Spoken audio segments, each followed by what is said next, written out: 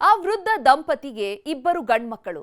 ದೊಡ್ಡ ಮಗನಿಗೆ ಒಂದೊಳ್ಳೆ ಬದುಕು ನೀಡಬೇಕು ಅಂತ ಲಕ್ಷ ಲಕ್ಷ ಸಾಲ ಮಾಡಿ ಅಂಗಡಿ ಹಾಕೊಟ್ಟಿದ್ರು. ಆದ್ರೆ ಅದೇ ಮಗನೇ ಈಗ ಹೆತ್ತವರನ್ನ ಬೀದಿಗೆ ತಂದು ನಿಲ್ಲಿಸಿದ್ದಾನೆ.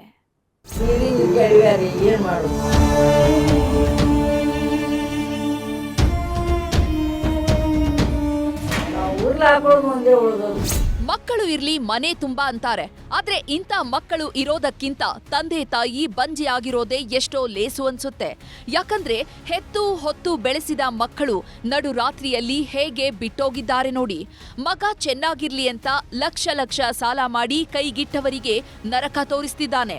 ಕಂತೆ ಕಂತೆ ಹಣ ಕೈಗೆ ಬರ್ತಿದ್ದಂತೆ ನೀವೇ ಸಾಲ ತೀರಿಸ್ಕೊಳ್ಳಿ ಅಂತ ಹೆತ್ತವರ ಎದೆಗೊದ್ದು ಹೋಗಿದ್ದಾನೆ.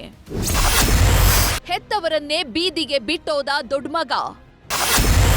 ಸಾಲದ ಶೂಲ, ತಂದೆ ತಾಯಿ ಬದುಕು ನರಕ. ಈ ವೃದ್ಧ ದಂಪತಿಯ ಹೆಸರು ವೀರಭದ್ರ ಹಾಗೂ ಬಾಗಮ್ಮ ಅಂತ. ವಿಜಯಪುರ ನಗರದ ಅಲಕುಂಟೆ ಬಡಾವಣೆ ನಿವಾಸಿಗಳು. ಹಿರಿಯ ಮಗನಿಗೆ ಒಂದು ದಾರಿ ಮಾಡ್ಕೊಡ್ಬೇಕು ಅಂತ 5 ವರ್ಷಗಳ ಹಿಂದೆ ಕಟಿಂಗ್ ಶಾಪ್ ಓಪನ್ ಮಾಡೋದಕ್ಕೆ ಫೈನಾನ್ಸ್ನಲ್ಲಿ 5 ಲಕ್ಷ ಸಾಲ ಮಾಡಿದ್ರು. ಒಂದಿಷ್ಟು ದಿನ ಚೆನ್ನಾಗಿಯೇ ಇದ್ದ ದೊಡ್ಡ ಮಗ ದಿನಗಳು ಉರುಳ್ತಿದ್ದಂತೆ ನಾಟಕ ಶುರು ಮಾಡಿದ್ದಾನೆ. ಇದ್ದಕ್ಕಿದ್ದಂತೆ ತಂದೆ ತಾಯಿಯನ್ನ ಬಿಟ್ಟು ಬೇರೊಂದು ಮನೆ ಮಾಡಿದ್ದಾನೆ. ಬರೀ ಮನೆ ಮಾಡೋದಷ್ಟೇ ಅಲ್ಲ, ಸಾಲದ ಕಂತು ಕಟ್ಟೋದನ್ನು ನಿಲ್ಲಿಸಿದ್ದಾನೆ. ಹೀಗಾಗಿ ಕೋರ್ಟ್ ಮೆಟ್ಟಿಲೇರಿದ ಫೈನಾನ್ಸ್ನವರು ಮನೆಗೆ ಬೀಗ ಜಡಿದಿದ್ದಾರೆ.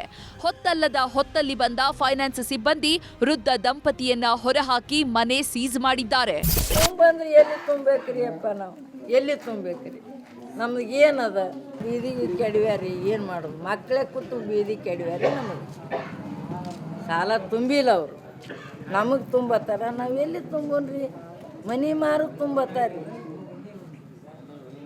ಎಲ್ಲಿ ಏನು ಮಾಡೋನ್ರಿ? ನಾವು ಊರ್ಲಿ ಹಾಕೊಳ್ಳೋದು ಒಂದೇ ಉಳಿದೋದು ನೋಡ್ರಿ, ಇನ್ನೇನು ಮಾಡೋನು?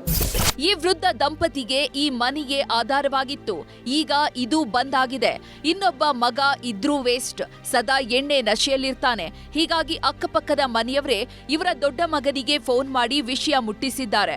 ನಿಮ್ಮಪ್ಪ ಅಮ್ಮನನ್ನ ಮನೆಯಿಂದ ಹೊರಹಾಕಿದ್ದಾರೆ, ಬಂದು ಕರ್ಕೊಂಡು ಹೋಗು ಅಂದ್ರೂ ಕಣ್ಣೆತ್ತಿ ನೋಡಿಲ್ಲ. ಹೀಗಾಗಿ ಮಕ್ಕಳಿದ್ರೂ ಅನಾಥರಂತಾದ ದಂಪತಿ ಈ ಇಳಿ ವಯಸ್ಸಿನಲ್ಲಿ ಜೀವನ ಸಾಗಿಸೋದು ಹೇಗೆ ಅಂತ ಕಣ್ಣೀರಿಡ್ತಿದ್ದಾರೆ. ಮಕ್ಕಳು ಬೇಕು ಅಂತಾರೆ, ಮಕ್ಕಳು ಇರದವರು, ಮಕ್ಕಳೇ ಇರದವರು.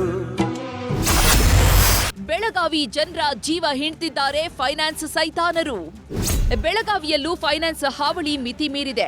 ಹುಕ್ಕೇರಿ ತಾಲೂಕಿನ ಹಲವು ಹಳ್ಳಿಗಳಲ್ಲಿ ಬೆಳ್ಳಂ ಬೆಳಿಗ್ಗೆಯೇ ಬರುವಂತಹ ಫೈನಾನ್ಸ್ ಸಿಬ್ಬಂದಿ ರಾತ್ರಿ 10 ಆದ್ರೂ ಹೋಗಲ್ಲ. ಹೆಣ್ಮಕ್ಕಳು ಇರೋ ಮನೆ ಅಂದ್ರೂ ಕೇಳ್ತಿಲ್ಲ. ಸಾಲ ತೀರಿಸದಿದ್ರೆ ಆಧಾರ್ ಜೊತೆ ರೇಷನ್ ಕಾರ್ಡ್ ರದ್ದು ಮಾಡ್ತೀವಿ ಅಂತ ಬೆದರಿಕೆ ಹಾಕ್ತಿದ್ದಾರಂತೆ.